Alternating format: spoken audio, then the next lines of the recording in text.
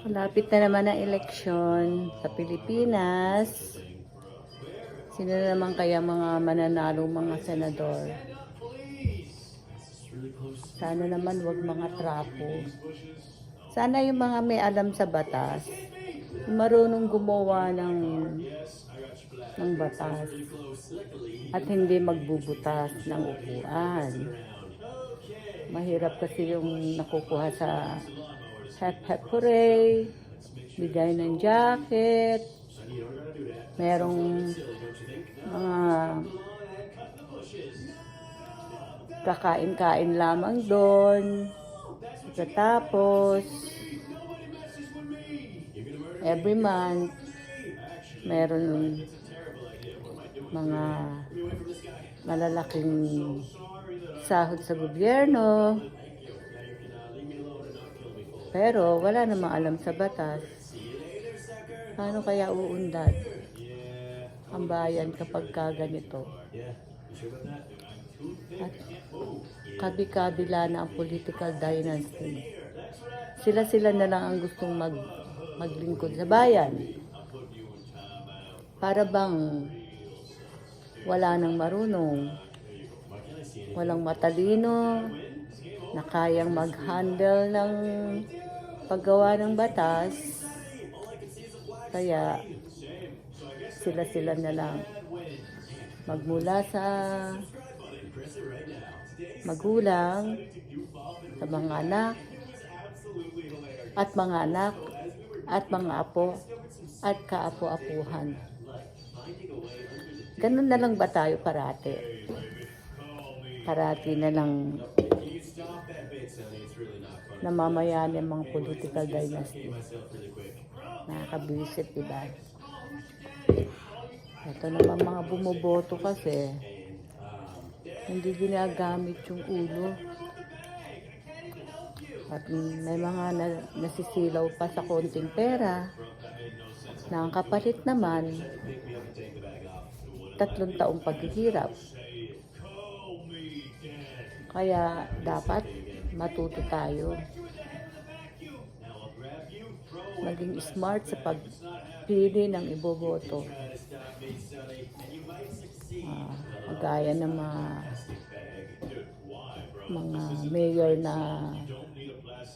sa Pasig. Kung ganyan kagaling, hindi ka matatakot na ibigay ang boto ng boto mo. Meron namang mga kung mahirap, meron nung iboboto mo kalaban naman ng gobyerno, handang pabagsakin ng gobyerno. Kaya dapat hindi naman lahat ng alyansa ni PBBM dapat iboto. Sinusuportahan ko si PBBM, pero hindi ko siguro pwedeng suportahan lahat yung alyansa niya. Kasi for all we know naman, di ba? Hindi naman lahat deserving. So, may mga napili na ako na isasama ko sa kanila.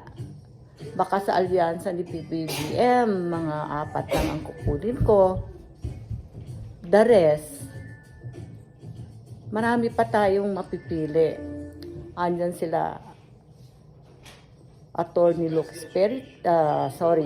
Espiritu, at sinasabi mahusay din daw si Madam Heidi Hernandez.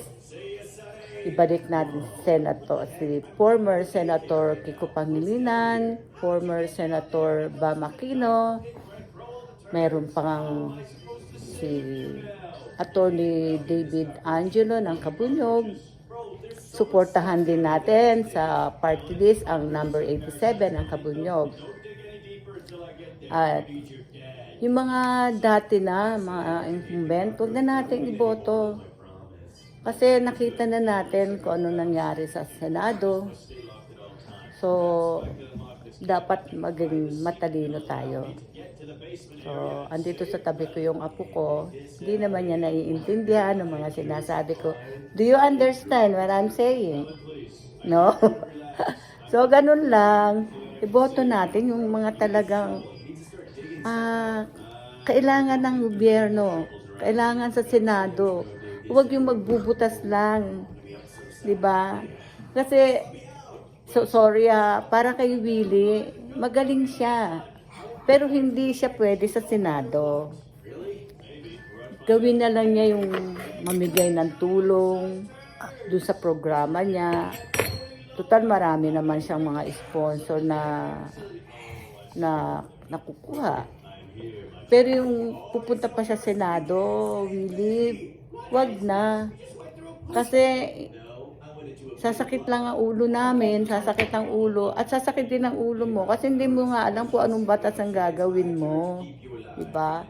At yung iba pa, kagaya ni Philip Salvador, magaling kang artista, pero mas meron ka pang prioridad na dapat gawin. So, wag niyo ako ibabasa kasi nagsasabi lang ako ng totoo na meron tayong kanyang-kanyang role sa buhay. Meron tayo yung mga ano ang dapat natin gawin para sa atin. Kung hindi ka para dyan, wag mo nang pasukin. Kasi una na, sayang lang ang pera ng bayan. Pero masahangaan ka ng mga tao kung pakikita mo sa ibang paraan na talagang doon ka expert. Yun lang. Kagigising ko lang, pinapakain ko yung aking mahal kong apo. At habang pinapakain ko, nag-vlog ako ng konti. Kasi tinigil ko na nga yung pagbablog eh. Ayaw kasi ng mga anak ko. Baka daw may mga magagalit sa akin. Pero minsan kasi dapat. At saka yung mga may kaso, huwag na natin iboto. At alam nyo na kung mga sino yon. Saka yung mga yumaman na, nagpayaman. Saka yung mga political dynasty, tandaan natin na mag-iina. Nasa gobyerno na yung tatay, papasok pa yung nanay. Pagkatapos, yung dalawang anak, maano na rin, kandidato na rin. Oh my God. Kaya, para bang ayaw na natin ibigay pa sa iba. Bigyan natin ng chance yung mga marami pa totoong pwedeng mag-serbisyo sa bayan. Oh, stop na daw ako. What is the time now, Nico? It's time. May time pa. Kasi papasok sa school. What time you go to school? 8. Not the building at 9. 9? Come on. No. You go at 8:30. Yeah, but when we dare the building at 9. When we dare. Really? Yeah. What time the bus coming? 8:27. Oh, I mean, okay.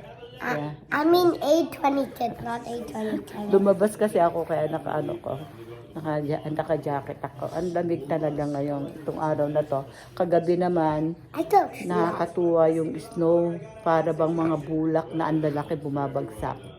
Pero ano na yan patapos na ang snow kaya parang ano na lang yun, pahabol yun. Anyway, thank you. Huwag magagalit yung mga sinabihan ko na wag iboboto kasi iba ang kanilang line of yung galing nila. Gawin nila doon sa talagang yun ang kanilang yung ang kanilang galing na magagamit nila doon sa ganon. Hindi sa Senado. Kasi talagang wala kawawa na talaga ang Senado. Kung ano-ano ng mga pumasok doon, ando na, tsaka di ba, dati noon ang Senado natin, kagalang-galang. Ngayon, my God, mayroong gumagamit ng PI, may NUUTIL, meron yatang sasapakin, merong kung ano-ano eh. Eto pa, pag nag-hearing, nagpapasik laban. Pero ngayon, makikita mo naman kung sino yung mga yon, nagkakaroon din naman ng mga problema. Kaya, itong election na to dapat maging smart tayo sa pagpili ng iboboto. Yan. Bagay, kung meron naman sila magagawa, pero hindi eh. Meron naman. Mura ng mura, sinisiraan ng kapwa-tao, sinisiraan para ng mapansin sila. Mali naman yata yung mga ganong style. Yun lang po. Sana maiboto natin talagang tama at sana mabago na ang paraan ng botohan at wala sanang dayaan. Okay lang po. Have a blessed day po. Thank you all. Bye.